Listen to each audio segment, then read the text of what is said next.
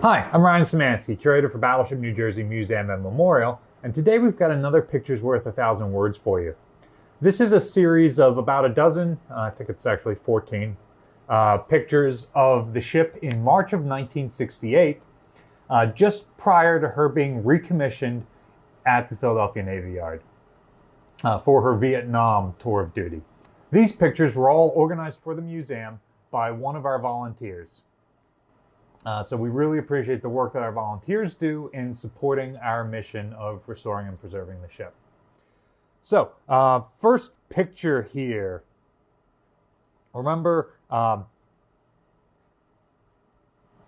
the crew doesn't move aboard the ship until March 18th. At that point, enough shipyard work has taken place that the crew is able to move aboard.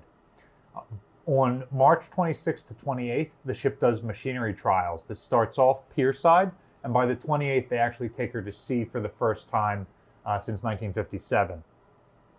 And then by April 6th, the ship is recommissioned.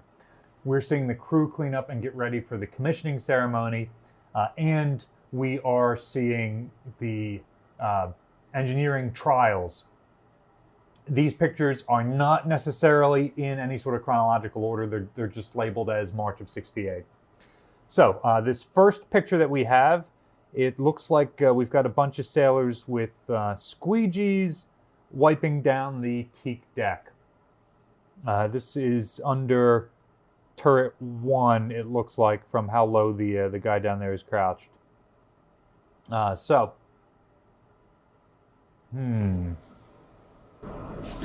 This looks like it's under turret 2. I think I see part of the base of the conning tower at the aft end of this.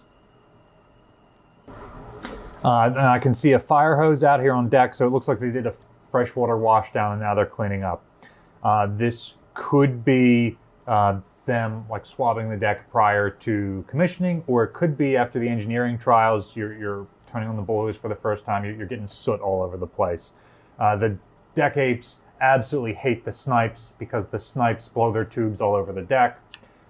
They are not waiting necessarily for a good stiff breeze to be pushing that off to whatever ship is next to you. So it lands on your own deck, and then the deck gang has to go and clean it up. And that may be what we're looking at here. I'm seeing these pictures for the first time here, so we'll see what else we see.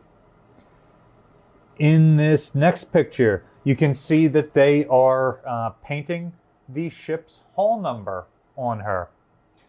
While the ship was being reactivated, they basically blasted the whole hull down to bare metal and then repainted it, which means painting the hull numbers on. How do you get it the right size and in the right place? Little known fact, there are small weld beads on the outline of the numbers on the ship's hull, so you know where to stencil both the white part and the black shadowing behind it. You can't really make that out in this picture, but you can see that they have painted on the outline of the numbers, and it's right. It's not like somebody eyeballing the thing. Otherwise, I do not see anything of note in this picture. They are pierside in Philadelphia, and that seems to be all that you can see. Ooh! Now this is a cool picture. This picture is taken from, it looks like the '05 level of Wisconsin, with Iowa moored inboard of her to the left of the picture, at New Jersey directly ahead of them. You can see that there's all sorts of scaffolding around the superstructure. This might be for the painting work there, or it might be for the new electronics they're putting on the masts.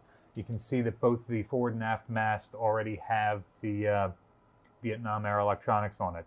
The really cool thing that's visible in this picture is the 5-inch gun mounts are really, really visible. This hasn't been touched up or anything weird to make them stand out. So if somebody asks where are the 5-inch guns, oh, they're there. Those guns have been blasted, and now they have been painted with red lead primer, and they just haven't gotten the gray paint yet. Fortunately, there was enough red primer that they didn't have to mix it with white primer. I would have hated if they had to paint those gun mounts pink. It is interesting. You can tell that neither of these ships that we're on in this picture are New Jersey. Well, one, because you got New Jersey in front of you. But you can see on turret 1 of Iowa, she's got the air vent scoop that comes up the underside of turret 1 at the back end. Well, that's interesting. And hers come up on the sides. Some of the Iowas have them come up on the backs. New Jersey has no air scoops on any of her turrets. And on Wisconsin, there is a railing around the top of the turret. It's not really a railing. It's for tying off the forward awning too.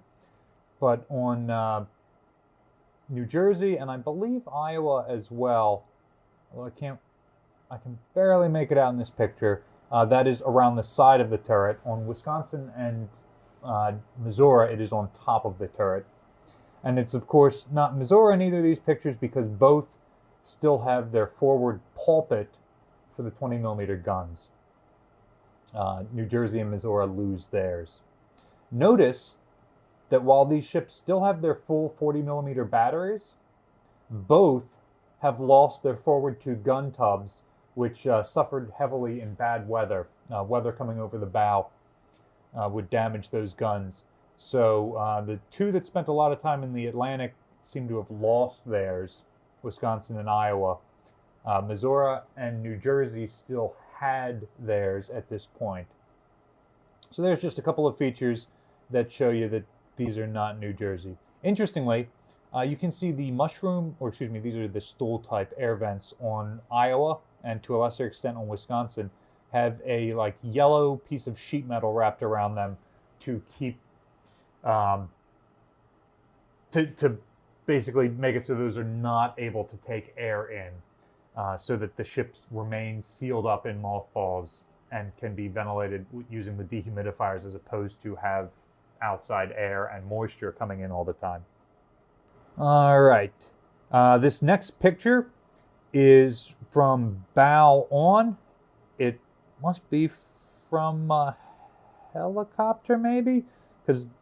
Or maybe a building around port. The ship is no longer at the pier, but the jackstaff is still up. That is hinged, so it folds down when the ship is underway.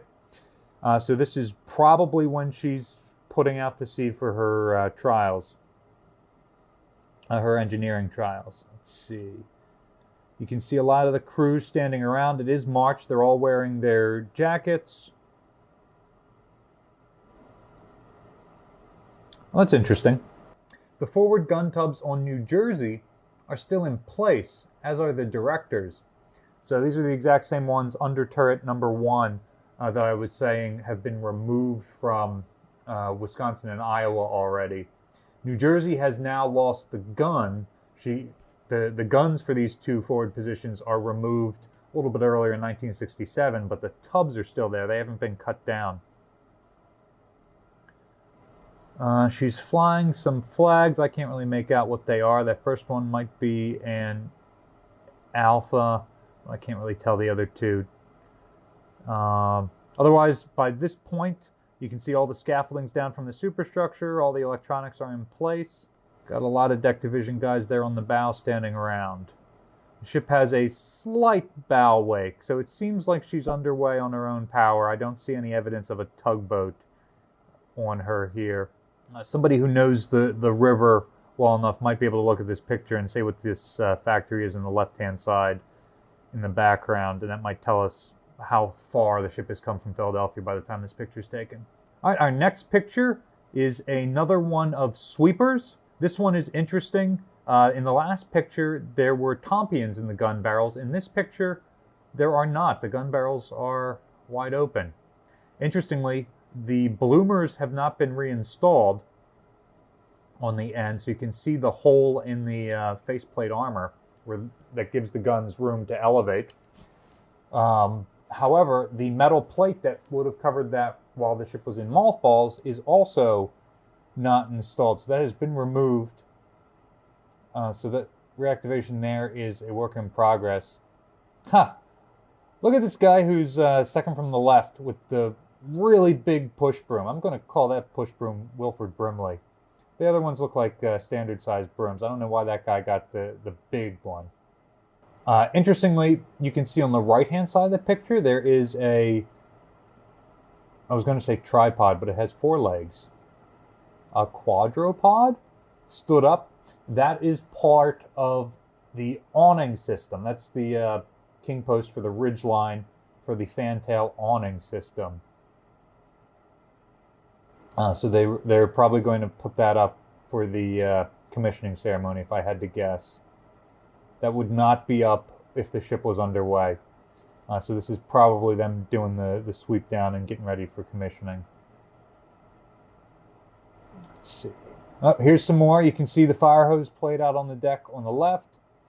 And you can see the guys all swabbing with their brooms here more centerline.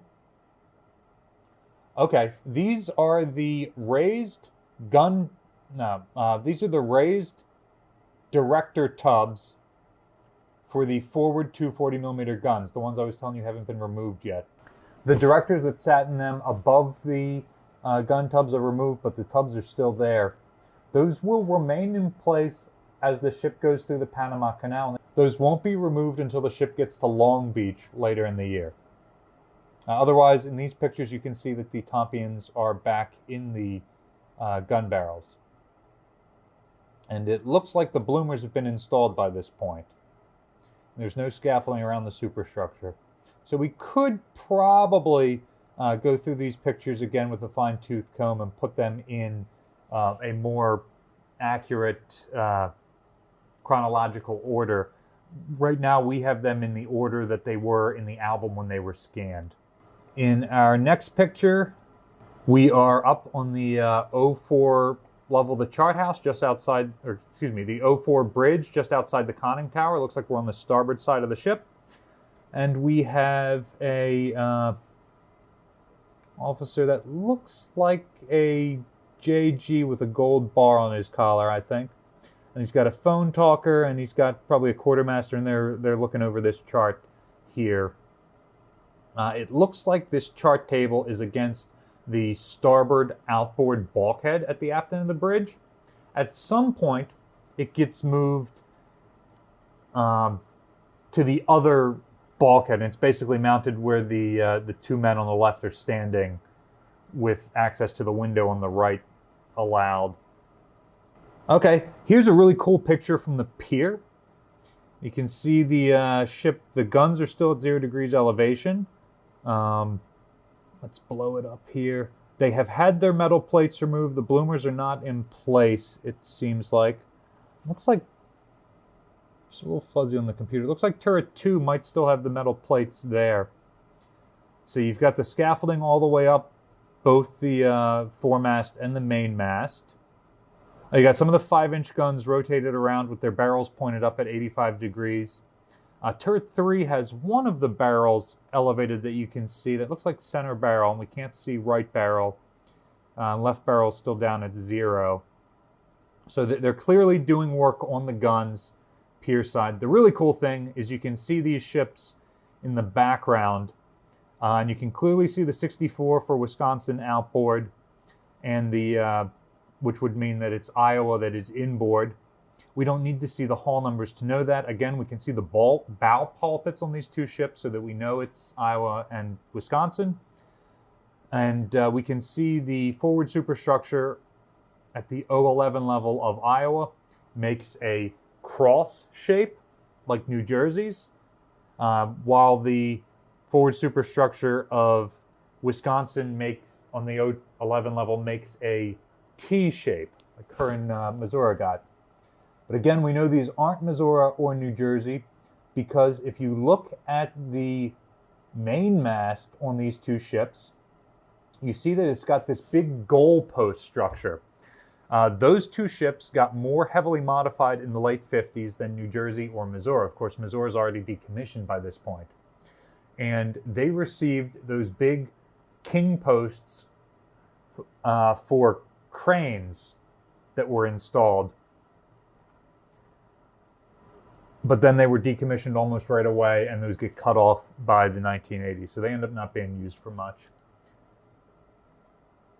Let's see, anything else important we can see at the extreme right-hand side near the bow of New Jersey.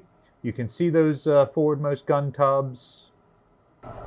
Turret 2, they have one of the ammunition loading tripods stood up. Otherwise, we'll call it for this picture. I think that's some cool stuff.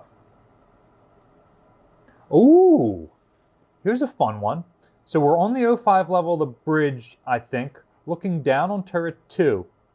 You can see the protective igloo has been pulled off of the top of the 40mm gun mount that used to stand on top of turret 2. And the gun mount is now exposed. The gun has also been removed, but the gun tub has not yet been, and it will be shortly.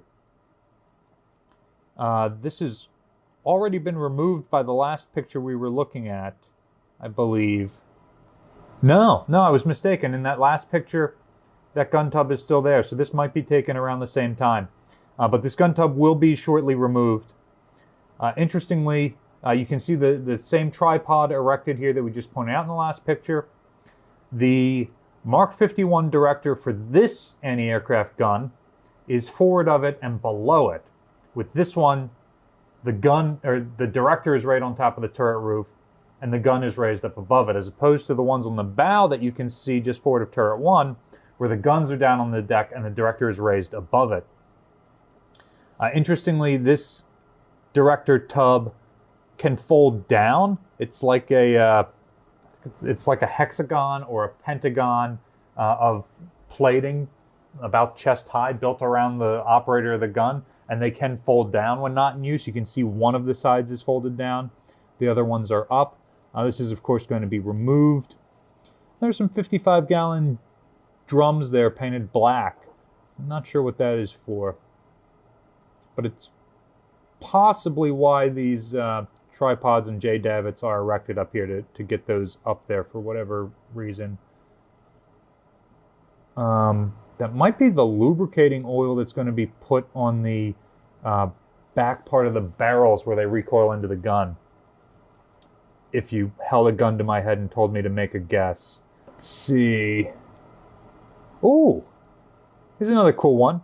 If you look at the extreme bow, you can see that the disc cone cage antenna mounting is halfway installed, and it's still that rust and primer red colors, depending on which part you're looking at. So that is still in the process of being installed. That's neat. If you look around the pier, all around the ship, you can see there's nice 1960s cars. And going beyond the ship, you can see what used to be the Philadelphia Navy Yard. Many of these buildings aren't there anymore. Others have been repurposed. All right, in this next picture, we've got what looks like a Cayman Sea Sprite hovering over the fantail of the ship. You can see on the right-hand side of the picture, the guy in the yellow jersey making hand signals for the aircraft. I'm not sure if it's landing or if it's just lowering something. The gentleman in the center wearing the khaki pants appears to be wearing brown shoes. That may indicate that he is a pilot or a flight officer of some sort. Typically, aviation detachment guys wear brown shoes, and regular Navy sailors wear black shoes. Let's see, you can see that there is a fire hose rigged on the right-hand side of this. So just because flight operations are relatively dangerous, if something was to happen, they've got a fire party manned, and you can see this hose is charged. It's fully inflated there. So there's probably a party just off screen here, standing there with the hose, waiting to rush in if there's an emergency. On the left, just by this air vent, you can see that there are several pieces of pipe tied up on the deck there. Those are that tripod for the fantail awning we talked about earlier. So this is almost certainly the ship while she is underway on her builder's trials on March 28th. Not her builder's trials, her engineering trials on the 28th. So a couple of days before some of the other pictures we saw where they're hosing down and swabbing the decks for the commissioning ceremony. That might be the Walt Whitman Bridge you see in the background, which would mean that the ship has come out of the Philadelphia Navy Yard and turned south to go down the river, and her stern, where the camera is looking, is now looking more or less north towards the Walt Whitman Bridge. In our next picture, we're looking down from New Jersey at a tugboat alongside. So this is probably the tug that's going to pull us away from the pier to start those trials on the 27th or 28th. And again, you can see Iowa and Wisconsin here. And above them, you can see a puff of black smoke, which means that the ship is underway on her own power. She has boilers lit off now. And that smoke may be indicating, because it should be a clear haze if everything's functioning properly, it may be indicating, hey, we've just lit this off for the first time since 1957. So there's a lot of soot coming up, or it could be them blowing down the stacks. And of course, you wait until the wind is blowing towards the next nearest ship, so you cover it in soot. In our case, the New Jersey guys covering Iowa and Wisconsin in soot here. Ever wonder why sailors get into so many fights when they go into bars in town? Here's another artistic photograph. This is it looks like an officer here at the Philadelphia Navy Yard. Could potentially be a chief, but he looks pretty young to me. So I would guess a junior officer, just from what I can see of the side of his head. And you can see these tugboats are pulling New Jersey away from the pier.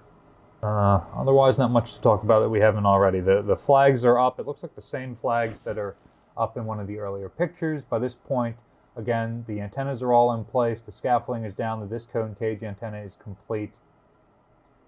So that clearly indicates that many of those other pictures we saw are earlier than this March 27th or 28th time period. Here's another nice picture, the ship coming away from the pier. Here you can see the black smoke coming out of the stacks for the first time. I bet this is the same puff that we saw 2 pictures ago. You can see a young sailor down here on the pier. He was probably line handling, cast off the lines. You can see the deck crew lined up on deck in a couple of places where they were hauling the lines up as they put off from the pier. Okay, so this picture is completely different. We are now on the starboard 04 level of the bridge. And you can see Captain Snyder here is swearing in a sailor. He's probably doing a re-enlistment, if I had to guess. And we've got a couple of photographers here taking pictures of the ceremony. Interestingly, you can see the handles that are used to roll down the windows on the bridge. We do not have any of those in place anymore. This area where the sailor is standing is where that chart table was we were talking about earlier. I can't quite tell if he's got his back to the table or if the table has been folded down or removed in some way. The open door that we can see on the right will lead into the captain's at sea cabin and the chart house. And the open door center line leads out onto the open bridge on the 04 level, starboard side. And that is the last picture. So clearly there's a lot of stuff going on the ship from early March when the crew moves on for the first time as the work is being rapidly finished, and early April when the ship is recommissioned. Which of our 4 commissionings do you find the most historically significant? Let us know in the comment section down below. I really enjoy studying the Vietnam time period because we've got a lot of really great documentation. We've got a lot of those crew members still with us who can talk with us. And we've got some nice color photography of that time period that's in pretty good resolution. So you just got to see some of it from the museum's collection. I'm not sure that any of this is available anywhere else. So that's one of the reasons why I like studying this time period. But let us know your thoughts in the comment section down below. Remember, if you have any pictures that you'd like to submit for a future Pictures Worth 1,000 Words video, it's really hard to submit it on YouTube. There's a link in the description below to my Facebook page. Head over there and send it over to me in a message, and we'll add it to the list of future videos. Battleship New Jersey receives operating support from the New Jersey Department of State, also from a number of other businesses and private individuals like yourselves. We really appreciate your support. There's a link in the description below if you'd like to donate to support the museum. You can also support us by volunteering, like the volunteers who helped get these pictures scanned so we can use them. You can also support us by liking, sharing, and subscribing so more people find out about the museum and our channel. Thanks for watching.